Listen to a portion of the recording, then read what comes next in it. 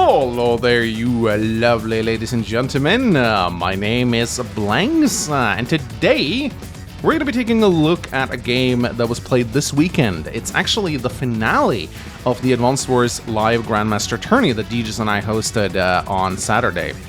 I usually like to make a video taking a look at some of the games that played out in the previous Grandmaster Tour. I did this a few times before, and this game is very interesting, and I really want to take another look at it. Now, it's going to be hard for me to cast this match without spoiling the results, because I'm going to be taking a look at what the players could have done differently. I'm going to be talking about things that happened during the match. So if you would like to see this match live, I'm going to be throwing a link in the video description, as well as in the right corner of the screen right now. There's going to be timestamps. You can go and watch it yourself. It was an absolutely spectacular match, but I will personally be talking about the results in this cast, because there's a lot of cool things to take into consideration here. So yeah, we got a Sami versus Jess match in the finale, which I was personally very happy about.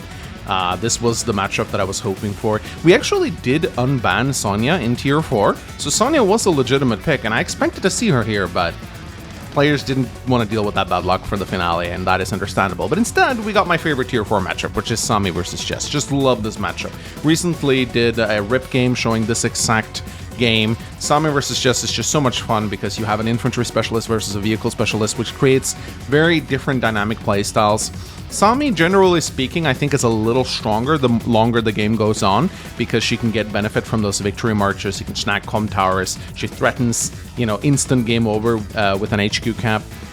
Whereas Jess, I think, is stronger early on. So it's up to the Jess player to be aggressive and punish the Sami player before Sami kind of spirals out of control. I'd say once Sami gets like 7 or 8 mechs on the field, it starts to get very difficult for Jess to get cost-effective trades, because, of course, a mech is worth 3,000, a tank is worth 7,000, and a tank from Sami, especially with a power-up, can straight up one-shot a Jess tank. So as long as Sami gets into position, but with her slow-moving army, maybe with a couple of artillery behind, then it's pretty much GG for Jess.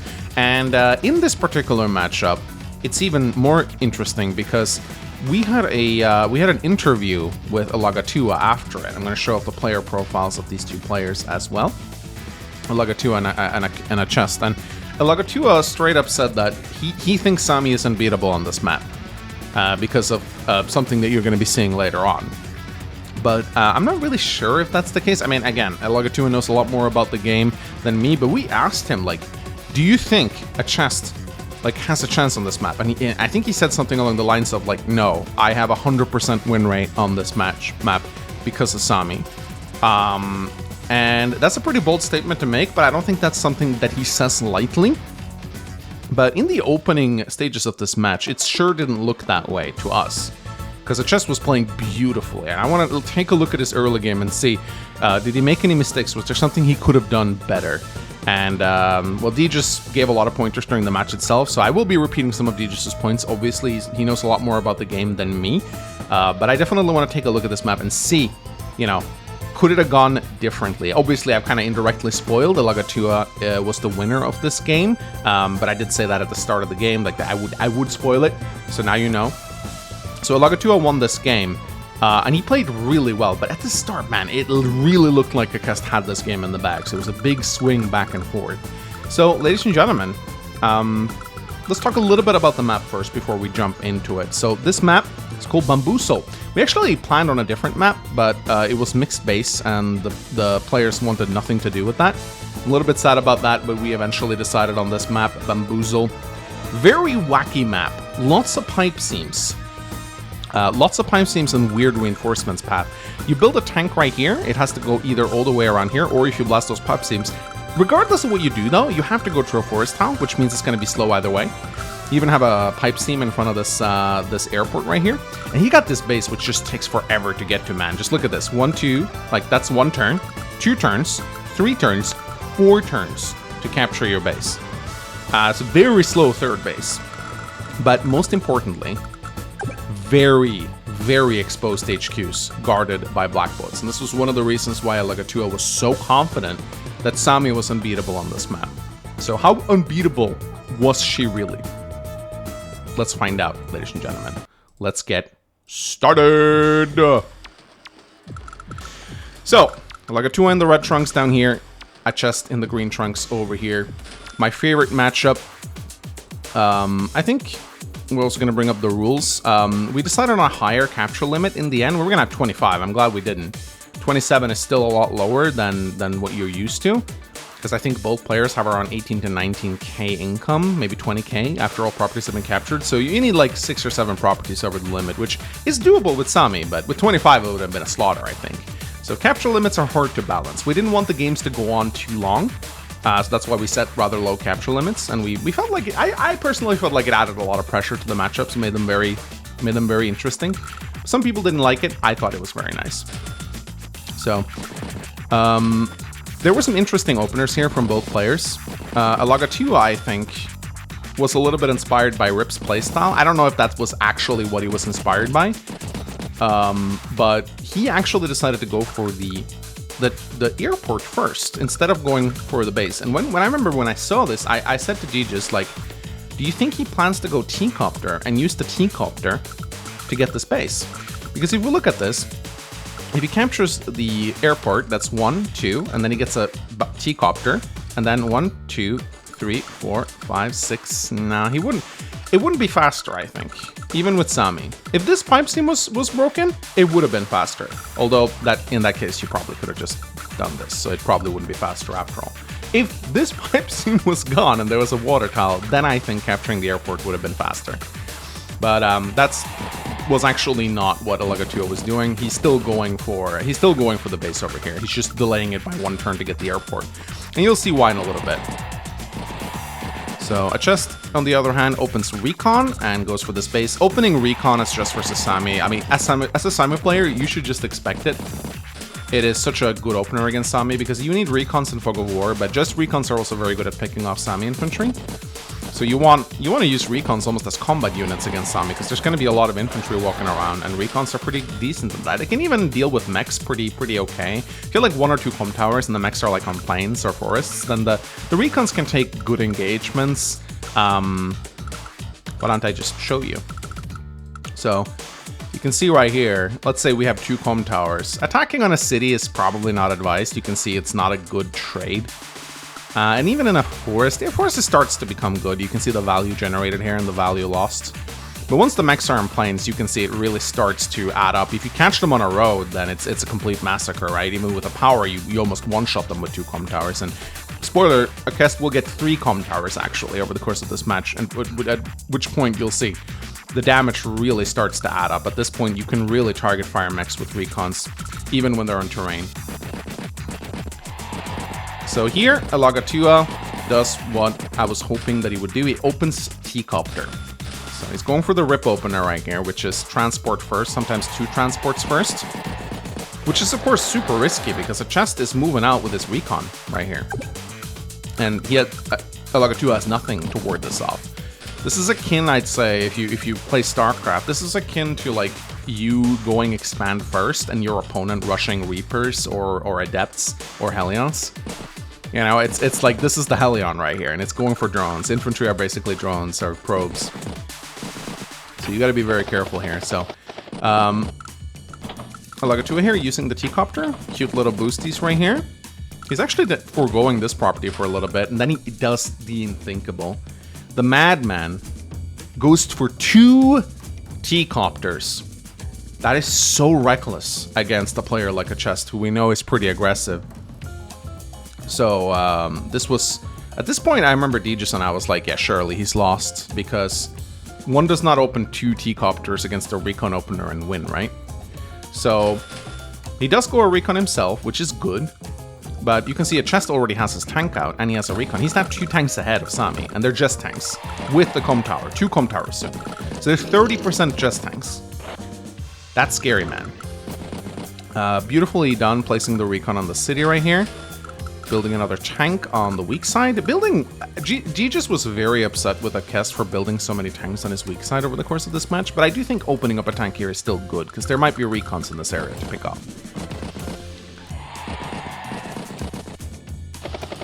So now, Alagatua is going to start producing mechs. I mean, if you go 2 T-copters, you want to add on a lot of mechs. And again, every mech that you get out on the front line makes Sami exponentially stronger. Because, of course, the weakness with mechs have the same firepower as tanks against other tanks.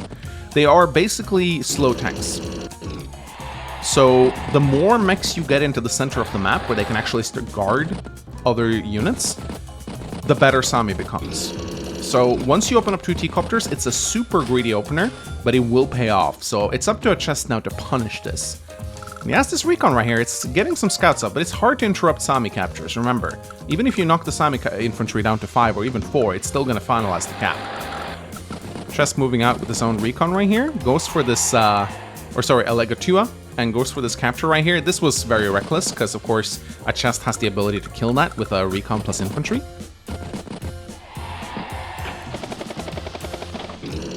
And there we go, placing the mech here. But of course, here's the thing though. He has the mech guarded by the tank. But this mech is not guarding here, which is really what it needed to do. If this mech was here, this would be a beautiful move. Because it's still guarded by the tank. But sadly, he wasn't able to get that. Sami has good range, but not that good range, I guess. So here we go, I just sees the infantry and he punishes immediately. That's 1 infantry down. That's pretty...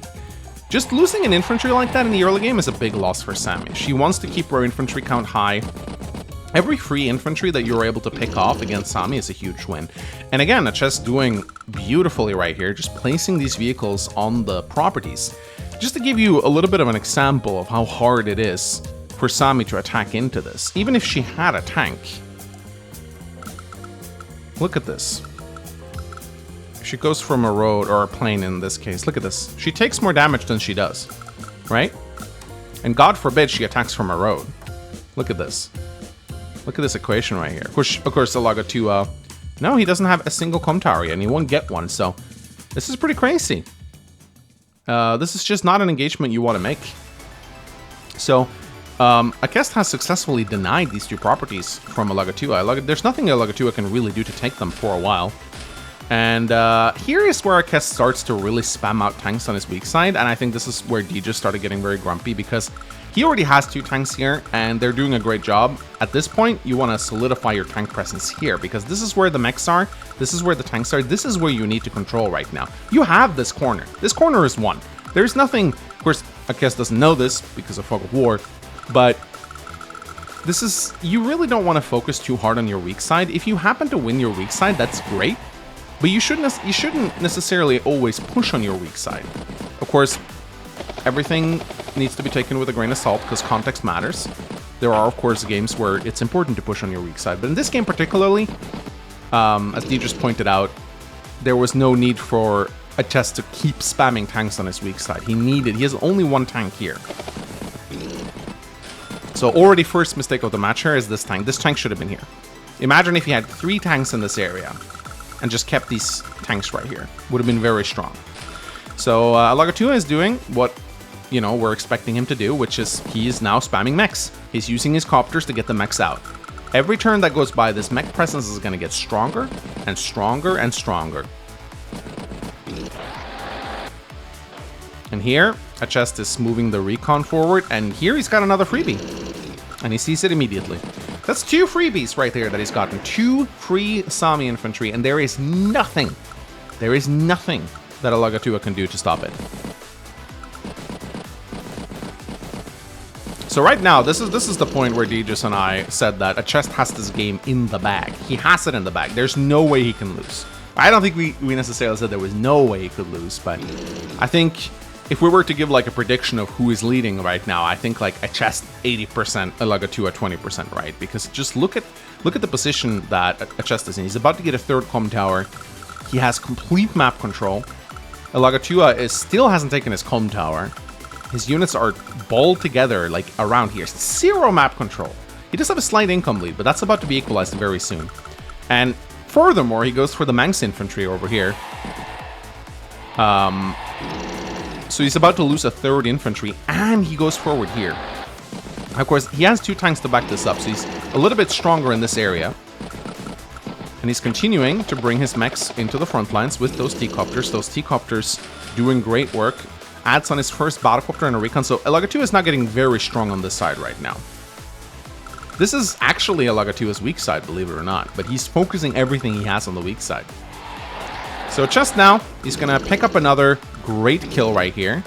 2 tanks. Again, at this point though, this starts to get ridiculous. Like, these 2 tanks, sure, they're doing work. But imagine if these 2 tanks were here, right? So they're spending a lot. He's spending a lot of his focus. And now he's also doing... I think this is also, like, maybe the biggest blunder of the match so far from a chest. He attacks into this infantry.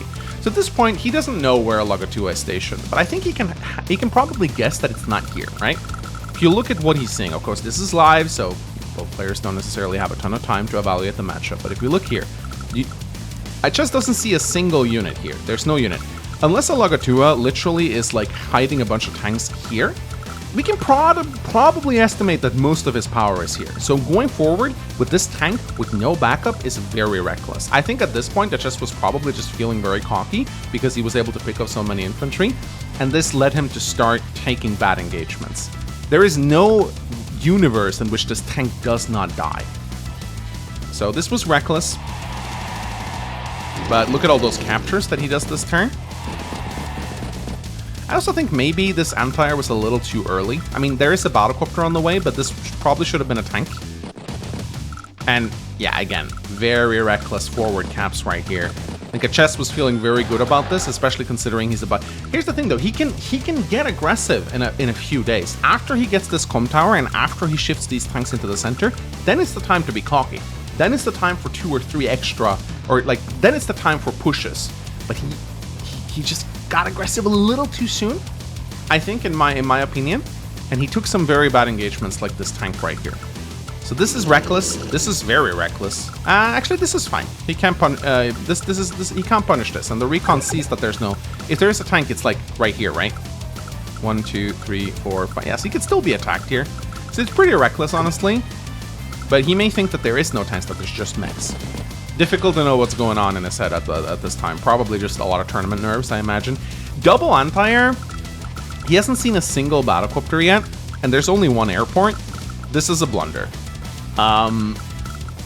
Even if, I mean, your opponent spamming battlecopters is a legitimate fear in any Advanced Wars game, and there's nothing worse than attacking your opponent and then suddenly running into like 4 or 5 battlecopters in the fog.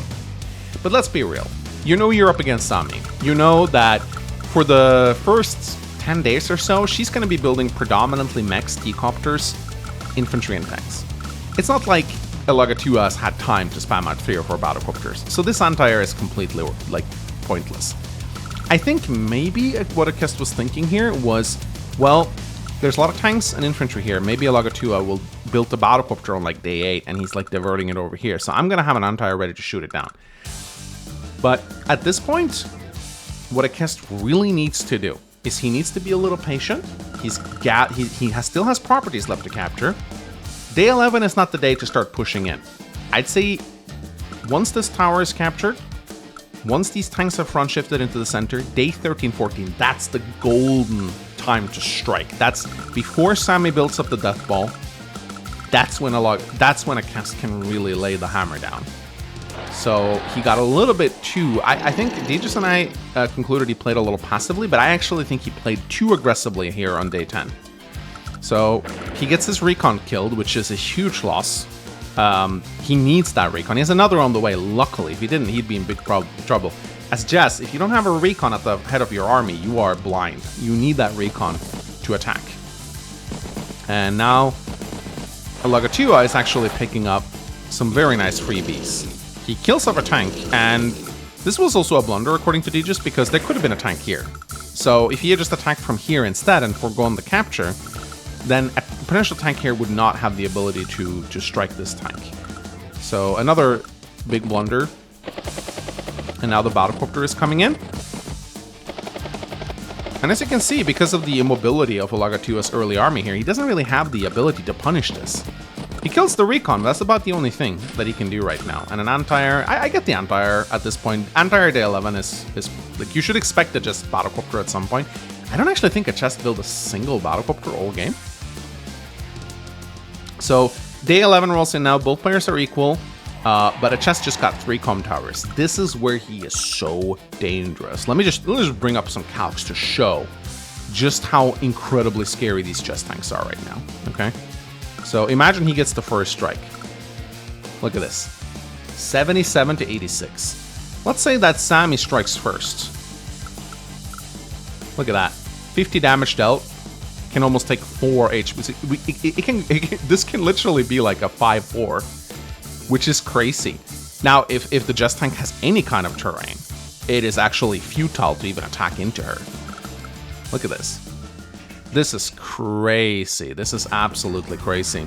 So, this is... a chest is so strong. Now, of course, he has about maybe 2 or 3 days of this com tower because there's no way he's going to be holding on to it. I think I mentioned during the match itself that I think that a chest could have used this anti-air, sacked this anti-air into the com tower to delay it. But of course, there's probably another infantry behind it. If there was just one infantry and he did it, he would have bought himself like maybe 5 or 6 extra days of this com tower. But probably not worth it. It's a big gamble, and you need that anti-air against Sami. Anti-air are important against more than just battlecopters. They are important against infantry as well. Although with Jess, with 3 com towers and a power, your tank's one-shot infantry, so it's really not a problem. So here, this is the big moment, and you can see a chest is doing what I recommended that he do, which is he shifts his tanks over here right now. He's getting ready for the attack, and he's pulling back. So far I'd say he's doing everything right now. I don't even hate this medium tank. I think at this point, I think what a chest was scared about was a potential artillery coming in and taking out his black boat. Because if we see this game from a chest's point of view right now, you can see that he doesn't see much. He doesn't have much vision. There could easily be an artillery here for all he knows. He knows there's a lot of units here. So I think he was getting pretty scared, and I think the medium tank buy was probably... I think the medium tank was meant to be put on this HQ. Because he knows, but the victory march is still pretty far away from at this point. So here, I think Alagatua recognizes that a chest is very weak in this area, and he starts capping the com tower. Again, with a power... 1, 2, 3, 4, 5, 6. I don't know why it says that. That's kind of weird. Bit of a weird range right here. This should not be able to go here. 1, 2, 3, 4, 5, 6. Unless he pops his power. But I think potentially... Alagatua is just playing this really well. He's pulling back. Because at this point, Alagatua has one victory condition. And that is just to survive 5 more days and then build a bomber. That is what Alagatua is going. So he's actually pulling back here. Because he knows that this is his victory condition, right? I think he's also playing mind games with the chest. By pulling back, he's kind of signaling to a chest that, hey, I'm attacking here. Might be an artillery for all you know. You don't know. But he's not going to build an artillery. In fact, neither player built any artillery in this matchup, which really surprised me. But here, you can see a chest is moving forward.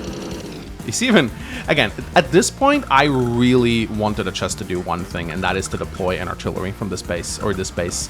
Move the artillery. So if we deploy an artillery, let's see how long it takes to reach. Artillery has 5 moves. So 1, 2, 3, 4, 5. That's 1 turn. 1, 2, 3, 4, 5. That's 2 turns.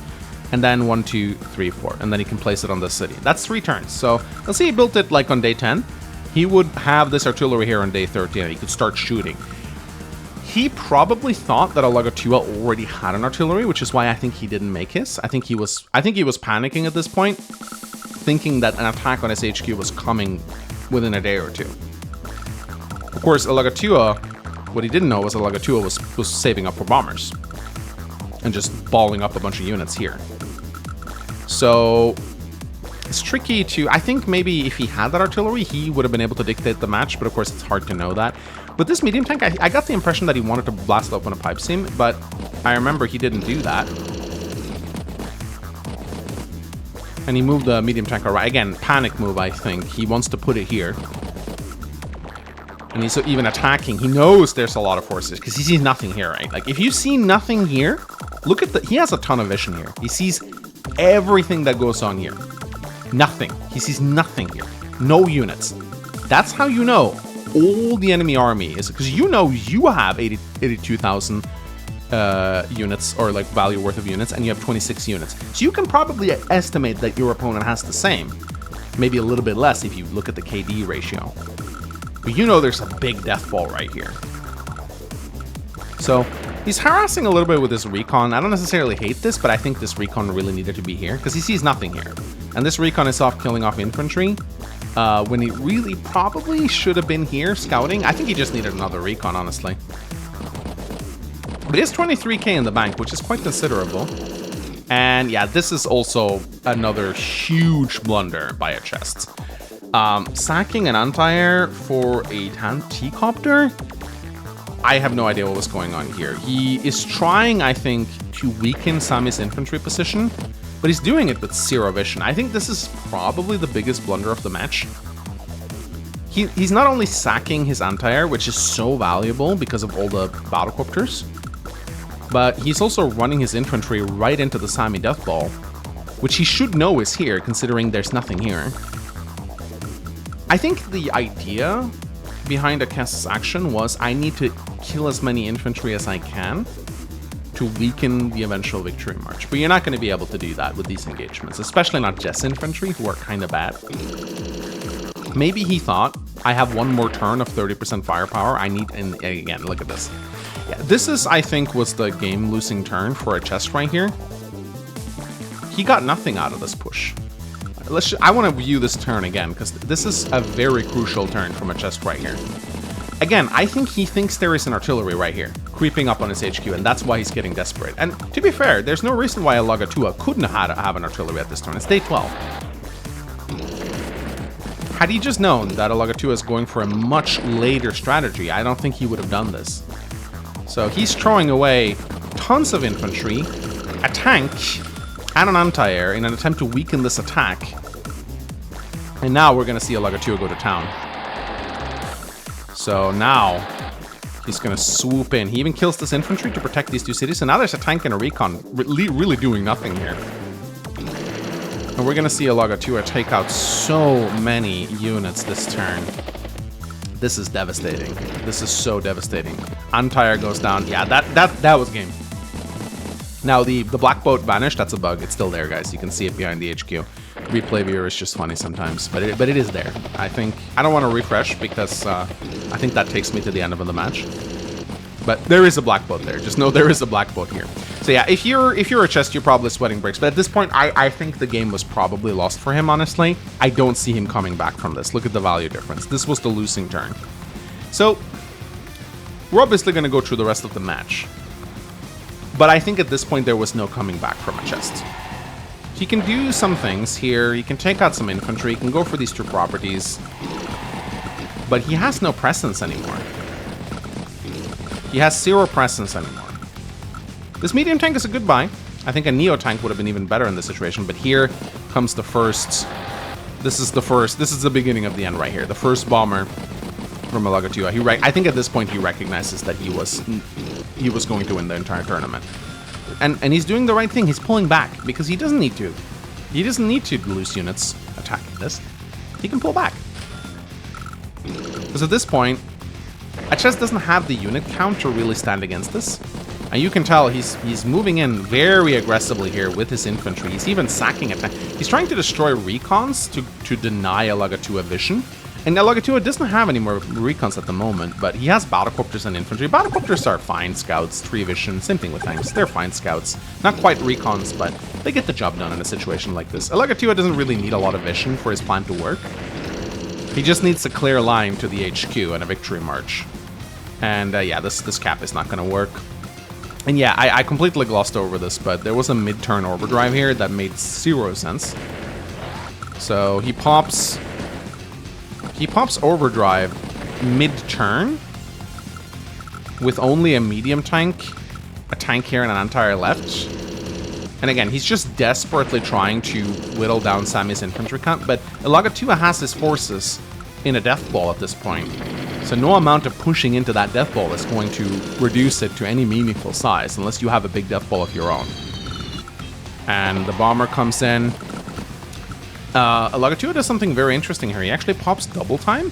Deegis and I was like, why would he do this? And I think he probably shouldn't, but I think the idea behind this double time was, I'm going to win in about 5 or 6 turns. I might as well pop double time to kill some units to make that victory more assured. And that's exactly what he does. The double time just comes in and sweeps. Now again, a chest has a recon and a tank, and it keeps building anti-air on his weak side, by the way. No idea why. I mean, why isn't this here? I mean, he's probably going to build more, but at this point, since there is no artillery, you should really expect the bomber. At this point, I really wanted a chest to build a fighter. I think a fighter might have been the only thing that could have saved his life here. Fighter and try to somehow take out the anti-air. Because fighter, 1, 2, 3, 4, 5, 6, 7, 8, 9. 1, 2, 3, 4, 5, 6. Puts a fighter on this HQ. Somehow, I don't know how, try to kill the anti-air with a just tank. Then you've just bought yourself like, what, 7 or 8 turns? Because either a Laga, I mean, Laga 2 can build a fighter too, but it's a Sami fighter, right? I guess just fighters are equally bad, aren't they? So you can build a fighter yourself, but that's still gonna take time. You're probably gonna have to build an anti-air here, or maybe here. 1, 2, 3, 4, 5, 6. 1 turn. 1, 2, 3, 4, 5, 6. 2 turns. Attack the fighter. Yeah, that's like 4 or 5 extra turns that fighter would have bought him, which wouldn't necessarily get him back into the game, but it would have given him at least a fighting chance. So at this point, I was just yelling, fighter. Please build a fighter. You should know a bomber is coming. But no fighter came. And probably the fighter wouldn't have changed much, but it would have been nice to see anyway. And then he continues to ram units into Alagatua's death ball. And here's the thing. The bombers may be Alagatua's victory condition, but that doesn't mean he can't have some fun with them before that happens. They're still very strong units. Can do this, for example. And while he's a little bit far away from a victory march, it's going to happen eventually. He can keep fighting around this area with the units from it. Again, the death ball is very strong here. He continues to pick off units. And these bombers, I mean, doesn't matter how many anti-air. It's 3 bombers at this point. Very hard to lose 3 bombers. Again, fighter. Fighter last turn could have been on this HQ this turn. Hey, look at this. I mean, just remember how I said take out the anti-air? The anti-air is wide open.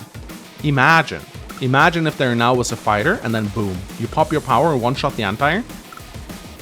That's like 5 extra turns. And then you could pull back. Because, of course, he doesn't know how many anti-air he has. I'm speaking with the power of seeing both sides, obviously. I'm just saying theoretically. This is how a Kess could have come back into the game, or at least had a fighting chance. Because here's the thing, imagine he built that artillery on day 12 or 13, and he puts a fighter on this HQ, and he starts blasting this, right? And he shifts his entire army away, surrounds the HQ, and goes for the HQ cap. I mean, I'm just saying, this wasn't a 100% win for Lagatua. There were things that a cast could have done here to win this. It would have been hard, it probably wouldn't have worked, but I'd say there was a chance. Of course, at this point, the game is lost. I mean, there's absolutely nothing. The turbocharge comes in, he doesn't even kill a bomber with it. Kills the anti-air, which is nice. Another medium tank is coming in. But at this point, it is really just a desperation move. And look at that, Lagatua has his victory march. And as much as a chest is trying to block off his HQs, there are like, I think 4 or 5 different ways that he can win this game right now. And this was the one D just saw, and Lagatua sees it immediately. Boom, bomber. I actually expected the bomber to do a lot more than just 5 HP of damage. So I was very shocked to see that. I thought it would like bring the black bolt down to like 2. But apparently it's like 5 HP of damage. So that was interesting. And immediate victory. So, yeah. That's how the Grandmaster tournament ended.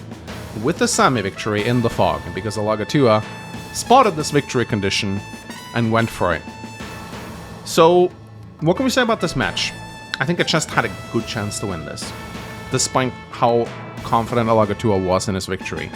By day 15, or like, I'd say by day 12 or 13, the game was probably lost for Chest, but he had a banging opener. He had such a good opener. And again, day 11 Artilleryman, he could have started threatening that HQ and forced Sami to... Imagine, like, Sami's army at that point consisted mostly of mechs and a few tanks. If he started attacking, like, if a cat started attacking the HQ, what could Sami have done to stop that, right? Nothing. Mechs have 2 move. He would have had to, like, use T-copters to bring his mechs over to the HQ. So I'm very, very surprised that we didn't see, like, a day 10 artillery from a quest. But I guess, again, he was sweating, thinking that his own HQ was going to be attacked, and that's probably why he didn't do that. But I gave a cast looking at this match right now, I think in the early goings of this game, pre-day 10, he was probably like 70-80% favored. And then that started swinging slowly back for Lagatua down to like a 50-50, and then like boom, 80-20 in Lagatua's favor as soon as those bombers came out. So a really entertaining match though. Let me know what you guys think about it. If either Lagatua or Chest watches this video, if either of you post like a comment about your thoughts about this match, I will pin it. So I'd love to hear your thoughts. Anyway, ladies and gentlemen, this was fun. I'll see you guys next time. Bye-bye.